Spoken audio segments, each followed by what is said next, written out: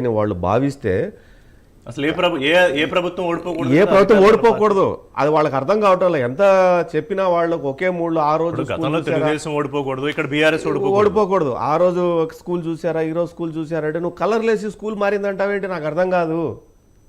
అలా కాదుగా, కొంచెం ఎడ్యుకేషన్ ఇంగ్లీష్ మీడియం అని that is not right. That is not right ఋషి గారు. ఎందుకంటానంటే మీరు చెప్పేది నిజమైతే 2017, 18, 19, 19, 20, 20, 21 ఇట్లా లెక్క పీరియాడికల్గా మనం కనుక తీసుకుంటే ప్రభుత్వ పాఠశాలలో విద్యార్థుల సంఖ్య పెరిగిందా తగ్గిందా? నిజంగా మీరు చెప్పింది నిజమైతే 9 లక్షల మంది పిల్లలు ప్రభుత్వ పాఠశాల నుంచి ఎందుకు బయటకు వచ్చేసారు? మేము డబ్బులు కట్టే చదివించుకుంటామని చెప్పేసి ఎందుకు ప్రైవేట్ స్కూల్కి వెళ్ళారు? దానికి జవాబు చెప్పండి అంటే దానికి జవాబు చెప్పారు. ఎంతసేపు అయినా ఒక పెయింటింగ్ కట్టిన బిల్డింగ్ చూపిస్తారు, ఒక బెంచ్ చూపిస్తారు, ఇంగ్లీష్ మీడియం గురించి మాట్లాడతారు. నువ్వు అంత ఎగ్జాక్ట్గా చేసి ఉంటే అది ఎందుకు సక్సెస్ అవ్వలేదని అది కూడా చెప్పాలి. అది అది అది పట్టుకోరనమాట, దీనే చెప్పుకోవాలి. కానీ ఓడిపోయేటప్పుడన్నా మేము తప్పు చేసామని ఒప్పుకోవడం అన్నా బాగుంటుంది. చంద్రబాబు నాయుడు గారు ఇది పోస్టల్ బ్యాలెట్లో చాలా కృషి చేశారు, చాలా కష్టపడ్డారు. కాదు, ఎలక్షన్ మొత్తం కష్టపడ్డారు, అది ఎలక్షన్ మొత్తం కష్టపడ్డారు కదా, ఎలక్షన్ మొత్తం కష్టపడ్డారు. రెండోది మీరు ఎక్కువ కష్టపడ్డారు ఈ పోస్టల్ బ్యాలెట్లు ఆపడానికి. ఇవి ఎలక్షన్ కమిషన్ మీద పడ్డారు, హైకోర్టుకు పోయారు, సుప్రీంకోర్టుకు పోయినారు, ప్రెస్ మీట్లు పెట్టారు, నానా యాగి చేశారు, మీరు చేశారు. మీకు అనుకూలమైనటువంటి కొంతమంది లేని యూనియన్లు సృష్టించి ఆ వెంకటరామరెడ్డి అనేటోడు అతని అసలు ఆథరైజ్డే కాదు, అది ఆయన తీసుకొచ్చి ముందర పెట్టి ఏదో మాట్లాడారు, ఏదో గందరగోళం పట్టించుకున్నారు. నేనేమంటానంటే ప్రజలు ఈ దేశంలో కాలానుగుణంగా వచ్చేటటువంటి మార్పులకు అనుగుణంగా ఏ ప్రభుత్వం అయినా సరే, అది ఏ ప్రభుత్వం అయినా సరే, ప్రజల యాస్పిరేషన్స్కు అనుగుణంగా ప్రభుత్వం నడుచుకోలేకపోతే ఆ ప్రభుత్వం ఏదైనా సరే గద్దె దిగాల్సిందే. ఈ కాలంలో కలిసి పెరిగే జనాభాకు కావాల్సింది ఏంటంటే కంఫర్ట్ లైఫ్, సోఫిస్టికేటెడ్ లైఫ్. అట్లాగా ఒక పద్ధతి ప్రకారము పరిపాలన చేయాలి. కానీ అంటే ఇప్పుడు విద్యాసాగర్ గారు ఒకటి, ఇప్పుడు ఓన్లీ సంక్షేమం నేను 120 బట్టన్లో 130 సార్లు నొక్కాను, నాకు 2 సార్లు నొక్కండి అని జగన్మోహన్ రెడ్డి అడిగారు. ఒకవేళ కాదు ఇవాళ కూటమి వైపు వస్తున్నారు అంటే ఇంకా this is too early for me, ఇంకా నేను ఇంకో గంట ఇంకా 2-3 రౌండ్లు గడిచే వరకు మాట్లాడదాం. కానీ ఒకవేళ వస్తూ ఉంటే ఆ షిఫ్ట్కి మీరు వాళ్ళని ఏమి అట్రాక్ట్ చేశారు? నాకు అర్థమైంది ఏంటంటే మీరు చేసిందంతా నెగిటివ్ క్యాంపెయిన్ ఓవర్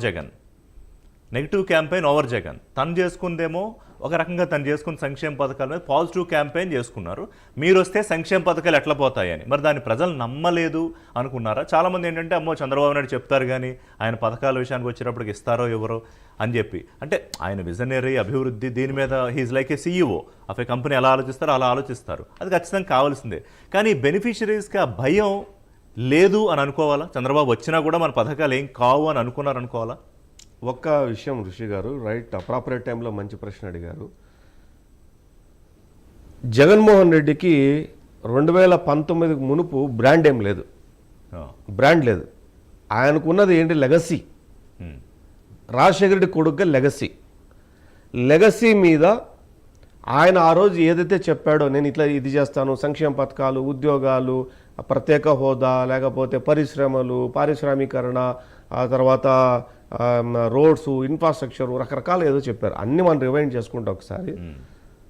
2019-24 వరకు ఏం చేశాడు, ఆయన చెప్పింది ఏంటి, చేసింది ఏంటి అనే దాని మీద ప్రజలు ఒక అంచనాకు వచ్చారు. బట్ వేరాజ్ చంద్రబాబు నాయుడు గారు అనే వ్యక్తి ఒక బ్రాండ్. అంటే ఆయన ఉద్యోగాలు ఇస్తాడు, రోడ్లు బాగేస్తాడు, ఇండస్ట్రీస్ వస్తాయి, ఇన్ఫ్రాస్ట్రక్చర్ వస్తుంది, లా అండ్ ఆర్డర్ బాగుంటుంది. ఈ రకంగా రకరకాలుగా చంద్రబాబు నాయుడు గారు లాస్ట్ 20 years నుంచి ఒక బ్రాండ్. ఇంకా మూడో విషయానికి వస్తే ఎవరు, పవన్ కళ్యాణ్ గారు ఉన్నారు. పవన్ కళ్యాణ్ గారికి కూడా ఒక బ్రాండ్ 2019 వరకు ఒక బ్రాండ్ లేదు. ఆయన ఒక ఫిలిం స్టార్. 2019 నుంచి 24 వరకు ఆయన ప్రజల్లో ఉన్నారు. అంటే ఆయన ఆలోచనల్ని ప్రజలలోకి చొప్పించాడు. ఇట్లా కాదు నడపాల్సిన ప్రభుత్వం అంటే ఇదొకటే కాదు, ప్రభుత్వం అంటే చాలా చేయాలి, అరాచకం మీద లేకపోతే వీటి మీద చాలా గళమెత్తాడు. ఆయన చాలా కష్టపడినటువంటి తీరు కాదు, అన్ని రకాల కష్టపడ్డారు ఆయన. చంద్రబాబు నాయుడు గారిని ఎందుకు ఈరోజు స్వీకరిస్తున్నారు ప్రజలు అంటే ఒకటే, ఏంటంటే ప్రజలు ఒకటే ఆలోచిస్తారు. ఏమని? సంక్షేమం ఒకటే కాదురా బాబు, మాకు ఉద్యోగాలు కావాలా, మా ఇంటి ముందు ఉన్న రోడ్డు బాగుండాలా, మా ఇంటి ముందు ఉన్నటువంటి మురికాలు బాగుండాలా, మాకు ఒక పరిశ్రమగా జరగాల, ట్రాన్స్పోర్టేషన్ బాగుండాలా, లా అండ్ ఆర్డర్ బాగుండాలా, ఎడ్యుకేషన్ బాగుండాలా, ఎడ్యుకేషన్ అయిన తర్వాత మాకు ఎంప్లాయ్మెంట్ కావాలా, దాంతోపాటు రకరకాల రిఫర్మేషన్ ఉండాలా, వీటన్నిటితో పాటు సంక్షేమం ఉండాలా, అంటే కంఫర్టబుల్ లైఫ్ ఉండాలా, అంటే లైక్ ఎగ్జాంపుల్ తక్కువ ఖర్చుతోటి మాకు వైద్యం కావాలంటారు తప్ప అది మొత్తం ఫ్రీ అని ఎంతమంది కోరుకుంటారు అంటే నాకు తెలిసినందుకు 50-50 ఉంటుంది, డివిజన్ ఆఫ్ ది ఒపీనియన్ ఉండొచ్చు సమాజంలో. అట్లాగే ఎడ్యుకేషన్ మీద కంప్లీట్గా ఫ్రీ ఉండాలా వద్దా అనుకుంటే 50-50% ఆఫ్ ది డివిజన్ ఉండాలా, ఎక్కడి వరకు ఉండాలా అంటే నేనేమంటానంటే, ముగిస్తాను ఒక్క నిమిషంలో, నేనేమంటానంటే 1 to 10th నిర్బంధ విద్య అది కేంద్ర ప్రభుత్వం తీసుకొచ్చినటువంటిది. అక్కడ మీరు కంప్లీట్గా ఫ్రీ ఇచ్చినా పర్లేదు, కానీ ప్రొఫెషనల్ కోర్సులో ఫ్రీ ఇవ్వాలా, ఇంకోటి ఇవ్వాలంటే ఎంతమంది పేరెంట్స్ ఒప్పుకుంటారు ఈరోజు. క్వాలిటీ ఆఫ్ ది ఎడ్యుకేషన్ అంటే డబ్బులు పే చేయడానికి పేయింగ్ కెపాసిటీ ఉన్న వాళ్ళు, లేకపోతే ఇట్లా కడితేనే బాగుంటుంది అనుకున్న వాళ్ళు ఒక వర్గం ఉంటే, మాకు ఫ్రీగా ఉండాలని డిపోనెంట్ ఒక గ్రూప్ ఆఫ్ పీపుల్ ఉంటారు. మీకు ఒక్క ముక్కలో చెప్పి ముగిస్తాను మీకు ఋషి గారు. ఈ దేశంలో హైయెస్ట్ రిజర్వేషన్స్ ఉన్నది తమిళనాడు, 69% ఉంటుంది. అంటే 69% of the group of the people dependent on the government. కానీ డిపోనెంట్ అయినా సరే వాళ్ళకి కావాల్సింది ఏంటి, మీరు కాబట్టి బాగా చూడండి, లాస్ట్ 30 సంవత్సరాల తీసుకోండి మీరు, ప్రతి 5 సంవత్సరాలకు ప్రభుత్వాన్ని మారుస్తారు. ఎందుకు మారుస్తారు?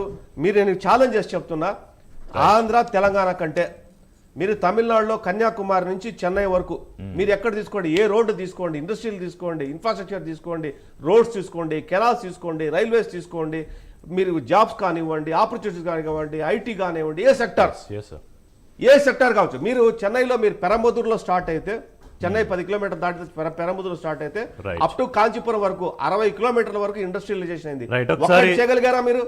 సో ప్రజలకు ఇవే కాదు, చాలా ఉన్నాయి. ప్రజలు ఏంటంటే కేవలం సంక్షేమం కాదు, 360 degrees యాంగిల్లో ఆలోచించి ఎవరైతే అది తమకు అందించగలరో అలా నిర్ణయం తీసుకునే ఉంటారనేది విద్యాసాగర్ గారు చెబుతోన్న అభిప్రాయం.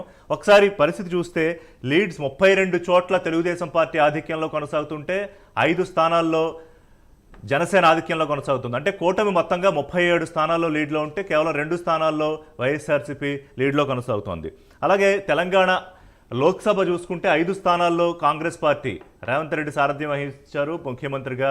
లోక్సభ ఎన్నికలకి 5 స్థానాల్లో వారు లీడ్లో కొనసాగుతుంటే, ఇక బీఆర్ఎస్ ఒక్క స్థానంలో కూడా ఇంకా ఆధిక్యత ఓపెన్ చేయలేదు. ఇక బీజేపీ దాదాపుగా 7 స్థానాల్లో లీడ్లో కొనసాగుతోంది. నగరిలో వైఎస్ఆర్సీపీ అభ్యర్థి రోజా వెనుకంజలో ఉన్నారు. మొదటి నుంచి కూడా నగరి మీద కొంత రోజాకు సంబంధించి కొంత నెగిటివ్ వాయిసే వినిపిస్తోంది, నెగిటివ్ ట్రెండే కనిపిస్తోంది. ప్రస్తుతానికి వస్తున్న ఆధిక్యతకు సంబంధించి చూస్తే కూడా వారు కాస్త వెనకబడే ఉన్నట్టే కనిపిస్తోంది.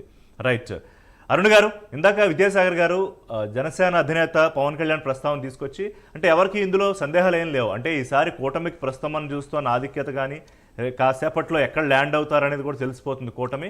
అందులో జనసేన 21కి తగ్గించుకుని, ఎందుకు మనం తగ్గించుకున్నాము, ఎంత స్ట్రైక్ రేట్తో వెళ్ళాలి అనే ఆలోచనతో తగ్గించుకున్నాము, నేను ఎలాంటి రాజకీయ వ్యూహాలు రచిస్తున్నాను, కేవలం ఒక ఎన్నికలో ఎన్ని ఓట్లు వచ్చాయి, ఎన్ని సీట్లు వచ్చాయి, గెలుపోవటములు కాదు, లాంగ్ రన్ ఒక 20-25 ఏళ్ల పాటు పార్టీని, క్యాడర్ని, లేకపోతే ప్రజలకి పార్టీ తాలూకా నమ్మకాన్ని, సుస్థిరతను ఇవ్వాలి అనేది, అది అక్షర